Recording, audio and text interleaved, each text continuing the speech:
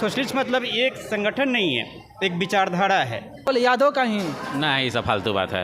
ये मुख्य अतिथि थे, वो कौन थे? मुसलमान थे।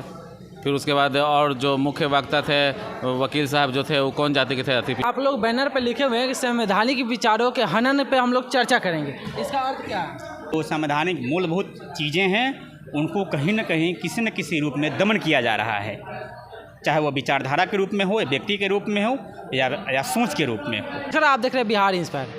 आज द सोशलिस्ट का बैठक था जिसमें बिहार के हर कोने कोने से लोग आए हुए थे। हम बात विचार करेंगे जो संस्थापक है द सोशलिस्ट के, रंजन भैया। कैसे हैं भैया?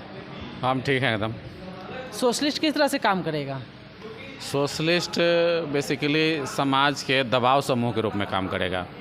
जैसे कहीं किसी को भी प्रशासनिक प्रॉब्लम या एक तरह से बोलिए तो जो राजनीतिक धाराएं होती हैं उसमें बहुत सारी जो गड़बड़ियाँ होती है, उसको कैसे दुरुस्त किया जाए, जनप्रतिनिधियों से कैसे सवाल किया जाए। एक तरह से जो आम लोग हैं उनका कहीं बात नहीं सुना जाता है, तो जो नहीं सुनते हैं लोग, उसके प्रति दबाव समूह के रूप में काम करेगा। क्या आगे चल के द सोशलिस्ट में भी गरीब शोषित लोग हैं उनको माने मुहैया कराएगी जहाँ पे उनको दिक्कत होगा? तो उसको वर्चस्व मत बोलिए कि मैंने लोगों को जोड़ेगी तो मदद करेगा क्या? तो जब लोग जुड़ जाएंगे तो मदद होबे करेगा। भीड़ से किसको डर नहीं लगता है, तो करेगा। और बिहार में लगभग जिलों में तो लोग हैं ही और बात कर रहे हैं। देखे आज कितना लोग आया हुआ था।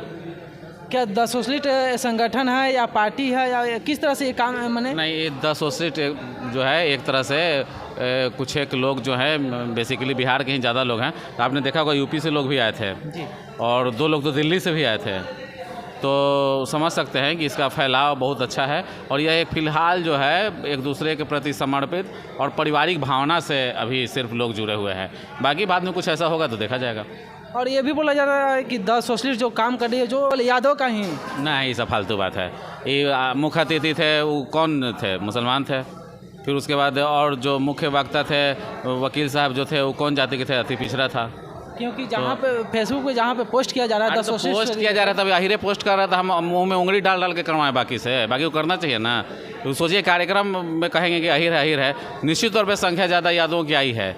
लेकिन आप सोचिए कि मुख्य अतिथि, मुख्य वक्ता, ये तो हम लोग अपनी जाति के रखबे नहीं किए। वो तमाम लोग जो पुरस्कृत हुए उसमें पता चलेगा कि 20 लोगों में ना 8 लोग अति पिछड़ी जाति से थे। तो अब मुँह से चिल्ला के कहें हम, अब हाथ धर धर के कि हाई टिपो, हाउ टिपो, ई जात लिखो, वो जात लिखो, जिसको मन है लिखा।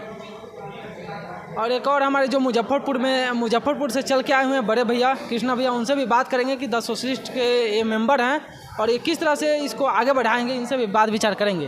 कैसे हैं भैया? एकदम बिल्कुल अच्छा हूँ मैं। किस तरह से सोशलिस्ट को आगे लेकर जाना है?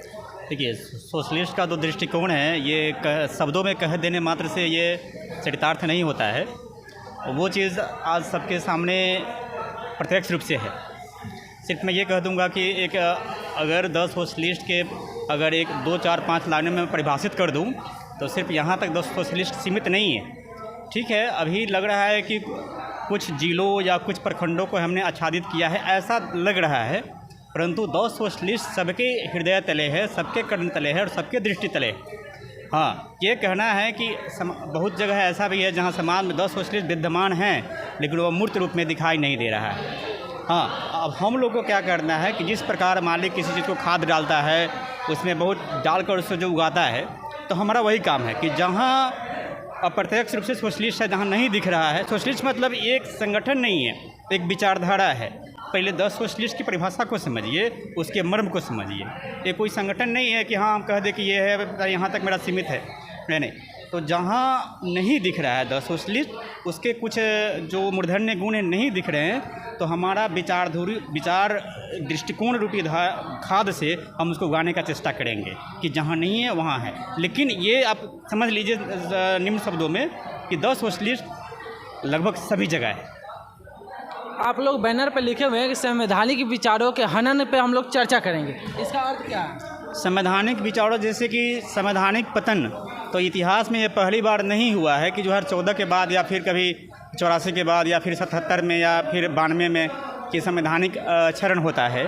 संवैधानिक क्षरण पुष्यमित्र शुंग के समय भी हुआ था, जिसमें पुष्यमित्र शुंग ने जो शुंग वंश के राजा हुआ करते थे, तो उस समय भी बौद्धों के प्रति जो उसकी मानसिकता थी, तो उस समय भी कहीं ना कहीं हम संवैधानिक क्षरण ही कहेंगे कि बेबुनियाद बौद्धों को 50,000 बौद्धों को कटवाता है, तो उसको पाटने का काम फिर अशोक ने करता है। फिर अशोक ने जब ठीक करता है तो उसको बहुत सारे चौहान हैं, बहुत सारे लोग आते हैं जो उसको संवैधानिक अधिकार को क्षरण करते हैं, निर्माण करते हैं। एक बार फिर से जब संवैधानिक सब चीज़ों को जब धारा पर लाकर जब आज़ाद भारत के बाद उसको लागू किया जाता है, तो एक बार पुनः अब ऐसा प्रतीत हो रहा है कि संवैधानिक जो अधिकार है, जो संवैधानिक मूलभूत चीज़ें हैं, उनको कहीं न कहीं किसी न किसी रूप में दमन किया जा रहा है, चाहे वो विचारधारा के रूप में हो, या व्यक्ति के रूप में हो, या सोच के रूप में हो। तो उसी चीज़ को हम समरूप बनाने के लिए, सही रूप में बीजारोपण करने के लिए हमारा द सोशलिस्ट दबाव समूह के रूप में काम करेगी।